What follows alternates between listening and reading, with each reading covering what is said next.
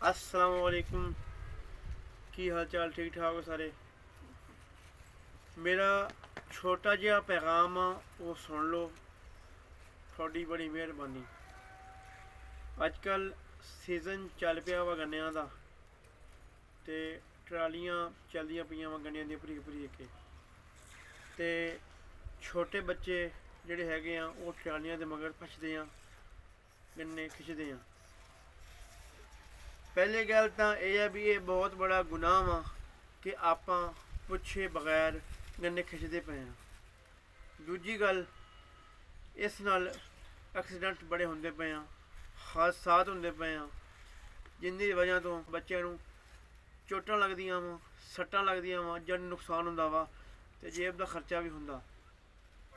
ਮਾਂ ਪਿਓ ਨੂੰ ਇਹ ਬੇਨਤੀ ਆ, ਰਿਕੁਐਸਟ ਆ ਕਿ ਨਿਆਣਿਆਂ ਨੂੰ ਇਹ ਸਮਝਾਓ ਕਿ ਬੇਟੇ ਆਹ ਚੋਰੀ ਹੈਗੀ ਆ, ਗੰਨੇ ਖਿੱਚਣਾ ਨਾ ਖਿੱਚੋ। ਨਿਆਣੇ ਕੀ ਖਿੱਚਦੇ ਆ, ਵੱਡੇ ਖਿੱਚਦੇ ਪਏ ਆ। ਯਾਰ ਕੋਈ ਖਿਆਲ ਕਰੋ। ਅਗਰ ਤੁਹਾਨੂੰ ਲੋੜ ਆ ਗੰਨੇ, ਤੁਸੀਂ ਮੰਗ ਕੇ ਲੈ ਲਓ ਵੀ ਬਾਈ ਸਾਹਿਬ ਤੁਹਾਨੂੰ ਗੰਨਾ ਦਿਓ, ਤੇ ਚੋਰੀ ਨਾ ਕਰੋ।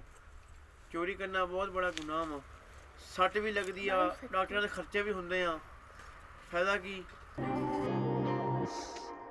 ਸੈਕਸ਼ਨ 12 ਸੜਨਾਂ ਦੀਆਂ ਵਰਦੀਆਂ ਨੇ, ਸਾਡੇ ਮੋਢੇ ਚੱਕੀਆਂ ਰਫਲਾਂ ਜਾਂ ਬਸ ਯਾਰਤੀਆਂ ਨੇ, ਸਾਡੇ ਲਈ ਤਾਂ ਹੁੰਦੇ ਬਦਲੇ ਵਾਂਗ ਤਵਾਰਾਂ ਦੇ।